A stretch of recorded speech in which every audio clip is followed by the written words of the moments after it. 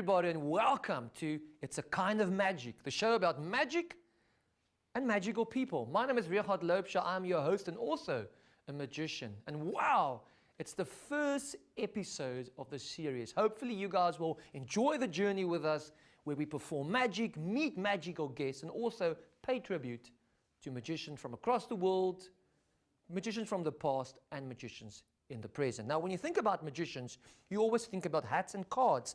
Now, I have a card trick I would quickly like to show you guys. You'll see that these cards are slightly bigger. It's just because my hands are so small. And thinking about hands and feet, do you guys know that they say athletes get athlete's foot? So what do astronauts get? Mistletoe. So if we take the cards, we squeeze it, and you'll see they're a little bit smaller, slightly smaller now. For comparison, let's just take one of these cards and you'll see, should we do it again? Fine, why not? What we'll do is we'll just put them in the hand and I'll squeeze them again. And you'll see that the cards are now a little bit smaller. Let's just fan them quickly, just like that. Wow, it's almost real magic. Let's do it again. We'll squeeze it a little bit more. And how about we'll take out some of these cards and we'll fan them, and they are even smaller. I mean, this is really magical. Fine, let's do it again. This time I'll do it in slow motion. Try and catch me out now. We'll just squeeze it, and you'll see, whoo, they are really, really small. Let's get some more cards out there. Small cards. Now for the real convincer and the real magical part. And I'll try and do this very slow. I'll place it in my hands. I'll drop it in the left hand, just like this. We'll take out one of the cards. We'll wave it. And we'll blow. And something really magical happened. The cards completely disappeared. It's time for our magical guest to join us today. His name is Leigh the Mime. He had a few obstacles arriving here today. Let's see if he made it.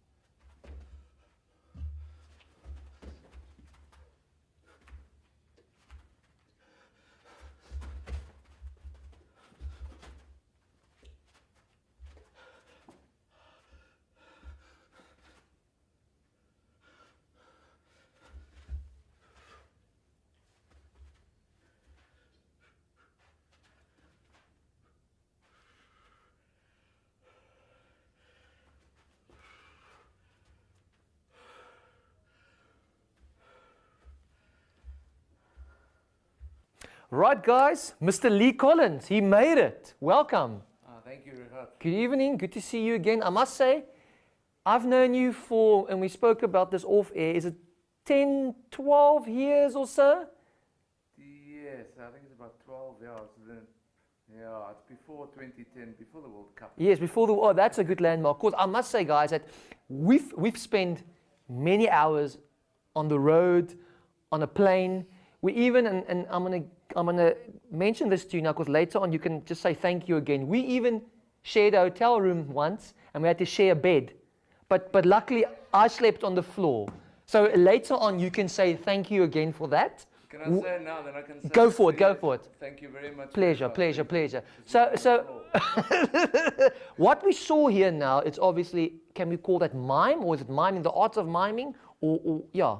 Yeah, I like to call it the art of mime. Yeah, it's a wonderful art form. It's often, you see, the thing with movement is it's often misunderstood, but it is a language, like we're speaking English here. Yeah. But it's a language, and you have to be very clear with it. So I love to call it mime. The art of mime, which is nice because you can do this in any country. That's right. It's almost like magic. It's universal. That's right. And then so it's strange for me to have a microphone on. Yeah, normally you leave me quite speechless, but I'm very impressed with you this evening. So the guy that we see in the shopping mall with the white face, when you pass him, he walks with you, and which I very much enjoy, but that isn't what mime is all about. There's so much more. Yeah, that's more. The art school in Paris started with that. The mimes were looking for some way of making money, extra money, while they were studying. And that is how they got involved. And they just interacted with people, and people gave them money into a hat. And but it is a nice way because it's you have to improvise all the time. So it's really every moment is improvisation, really. So it's you have to be sharp when it comes to that. But mime is actually an art form that Marcel really made famous on stage. He's from where? Which country is he from? From Paris. Yeah, well, Paris is not a country. You know that? Yeah, Paris is. Thank you. France. The show is educational as well, as you can hear. Thank you. So let's before we talk about a little bit more about miming as such, let's take it a step back. When did you start? When you were in primary school or high school or even much later? Were you a late starter? I was a late starter. My two brothers did mime classes. The one Eisteddford's and stuff. Okay. I always watched them, but I never got the classes. You know, I was too young for it, and the teacher stopped with the classes. What age were you then by that stage? Just like it. Let me just see. I was probably grade 2, grade 3. It was standard 1 or grade 2 is sub B. Okay. Yeah, and so I saw that. I was inspired by it, but I never got the classes. But I always wanted to walk like Charlie Chaplin, or like they call it in the Western Cape here, Charlie Chaplin. And yes, we've heard that before. And I think his birthday is on my birthday, 16th of April. Yeah, I know. So I could be a Charlie. No, rather not. So then I started walking like Charlie Chaplin. I tried many ways. Could do the jump. And it was, and then, you know, if you have a desire for something, it creates a vacuum that gets filled. And a lot of things happened along the way where I was introduced to many mime artists, and I can tell you about that. Yeah. So it was your brothers who actually inspired you. And then there was older girl brothers, as well. a girl as well. Yeah. Her name is Yolanda, and she inspired me as well. But my question is, Vina, between you and your two brothers, who's the best mime now, currently? You've got a bit more experience, I would say. As a mime artist, I have to zip. I might expose someone. Now, why I'm asking is, I've seen your brother. We've used him for events as well, and he's not too bad. He's the funniest guy I know, man. Yeah. Yes, he's a funny guy, but his movement comedy is really funny. Okay. So this was in primary school when you started to move like Charlie Chaplin and do the jump, and then in high school, did you continue with? I saw my brother again on stage, and I was just a love for stage was birthed, and but only later in my life. I think it's 1997. Sure. When I really started with the mime, I did a few classes in Israel. I did classes with a guy that was trained by Marcel Todd Farley. Mm-hmm. So very technical, very stylized. And then there was another guy that came from Switzerland. His name is Suru Blatter. Sure. Can you spell it? I can spell it, but I don't know where all the dots But you're a mime, so you don't need to spell it. Fantastic. Thank you for helping. Pleasure. Yeah. I did workshops with there, and I had already started a mime school by then. And he Great. took some of my students, and they performed overseas in Switzerland. So I've been exposed to different styles of mime, where Marcel Masseau's style is very classical. Suru Blatter's was trained by the guy that broke away from Marcel Masseau, and is more like a contemporary sort of feel. If you think of movement, contemporary dance, that sort of feel. And we can bleep out your age if you want to, but how old were you when you peaked in a way, when you started performing more regular, obviously many years after high school, like you mentioned now? It's very difficult for a short guy to peak, you know. So you can't bring your own jokes along, yeah. would say I think the last 4 or 5 years I really peaked. I think, Fantastic. you know, Yes, with you, yes. It's been an incredible time. It's been Yeah. fascinating. What is actually amazing is the different characters you can develop just by picking up a prop and doing something different. If you pick up a paintbrush, then you're a character, and if you pick up a hat, then you're a different character as well, which is fascinating because it's different movements, you know, that you need. So is there specific character? What characters can you do for those of us who don't know? I think just the French mime one. Then I have different characters. Characters. I do Charlie Chaplin. Is he your favorite? Nah. Or one of the favorites? You know, lately I've been exploring with clowning as well. So there's quite a few things. Okay, I'm gonna stop you there because that's interesting. Clowning and miming. Yes. Because for most I'll tell you people, why. it's the same thing, but it's not. No, it's not. Definitely not. You see, the mime it's almost like you're watching a movie, Okay? and it's the mime artist is there, and he's portraying, he's creating an illusion of a story. Okay. Where a clown breaks that fourth wall that is between the audience and the performer. Okay. So, and I started exploring with that when I was miming, Mm-hmm. to try and break that wall, but it's difficult. With clowning, it's a lot easier, and you can interact and you can break through that wall. It's an imaginary wall that's there. Yes. But then you can interact with the crowd. Okay. Yeah. Now, I'm not a sort of a juggling balloon type of clown. I'm Okay. more a theatre clown. okay. So that's why the mime training was very important, because I can hold an audience without little gimmicks. I'm not saying it's a gimmick, but it's. I understand what you're saying. But you have to keep them engaged all the time. Yes.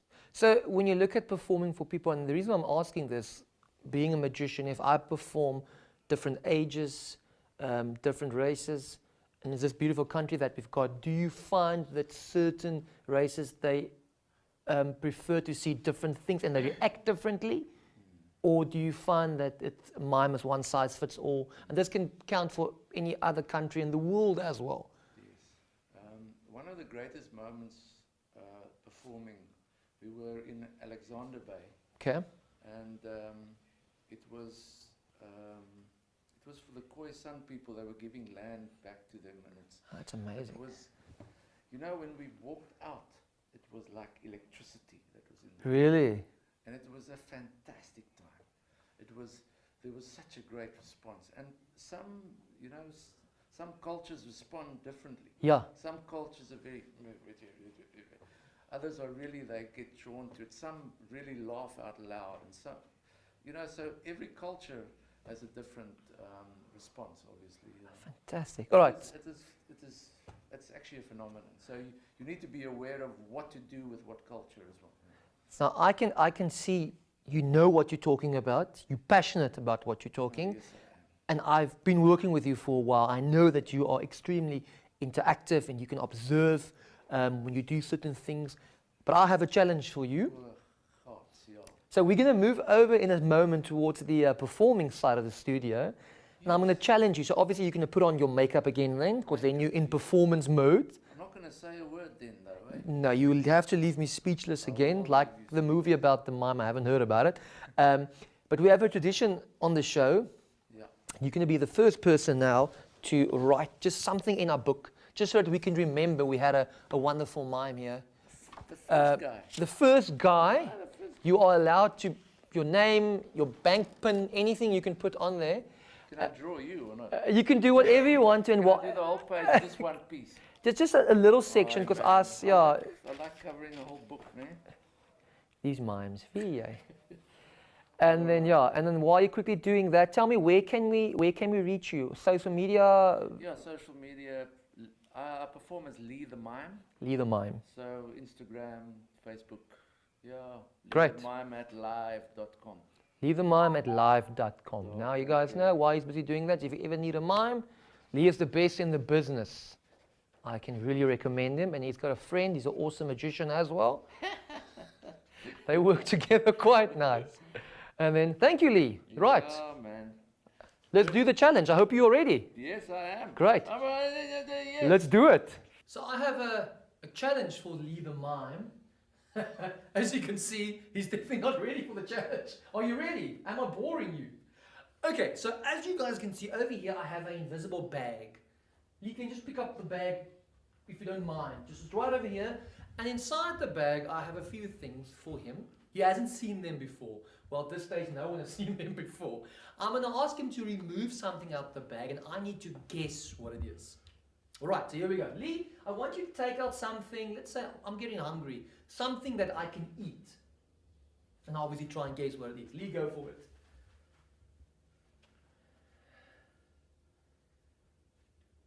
Okay, that's okay, yes.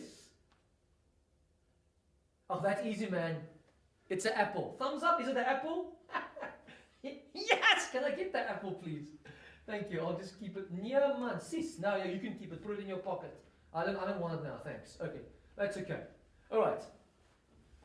Challenge number 2. I'm thirsty. Leigh, something to drink. Something that goes with the apple.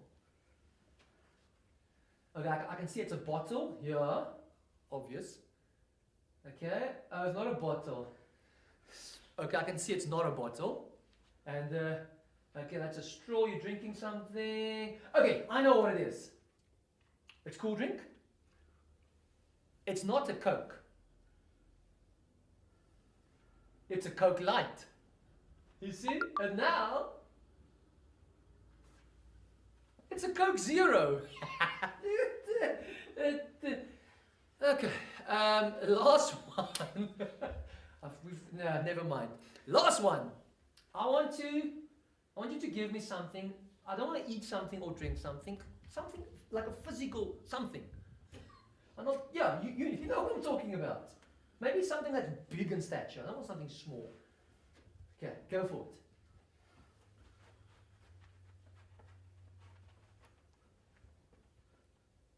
What's? Okay, it's an aeroplane. No, it's not an airplane. Oh, you're getting over something? It's a ladder. Is it family? Because then it would be a step ladder. Okay, can I have it, please? Thank you. Just mind the bag there. There we go. It's a. What must I do with this now? You know what? I think you can have the ladder, and then you can. There. Thank you. You can maybe go and give it to someone who can really make use of it. Oh, okay. Thank you very much. Guys, that was Leigh the Mime. Awesome stuff. I hope you really enjoyed that. I think it's time we do some more magic. So to end off each program, I would like to pay tribute to magicians. Now, one of my favorite magicians, and I've never met him, but his name is Tommy Cooper. He sadly passed away in 1984, the year I was born, but he died on stage while performing, and he had a heart attack. Now, obviously, I never knew him, but I thought him being a very funny character, that is the way he would like to pass. So I have a trick here that he used to perform. The first time I saw anyone performing this trick was when he did that, obviously via television. I have 2 handkerchiefs inside the can. I have a white handkerchief dyed black, yes, and a black handkerchief dyed white. I'm going to try and change this white handkerchief dyed black into a white handkerchief, and the black handkerchief dyed white into a white handkerchief, or black. It's so difficult to do this trick, so watch it. We'll drop it in the can, I'll snap my fingers, and you'll now see that the white handkerchief is now changed into a black handkerchief, and the black handkerchief is now changed into a white handkerchief, and the crowd goes wild. No, they're not going wild. Okay, fine, let me do it again. Now remember, this trick, what makes it so difficult is that there is no trapdoors, no mirrors, no smoke. I'll prove it to you. When I turn the can around, you'll see nothing on that side, no trapdoors. At the bottom, there's nothing over there as well. But the cool thing for me is that the white spots actually disappeared. I know about the handkerchief still, because you'll realize that the white dots are actually on the black handkerchief. But don't forget about the white handkerchief. it's got some black spots on there as well. Oh, you know how it works? No, there's nothing really inside there. See, if I do it like this, there's nothing else inside the black can. And that is some real magic. Right, guys, thank you very much for tuning in. I will see you guys next week on It's a Kind of Magic.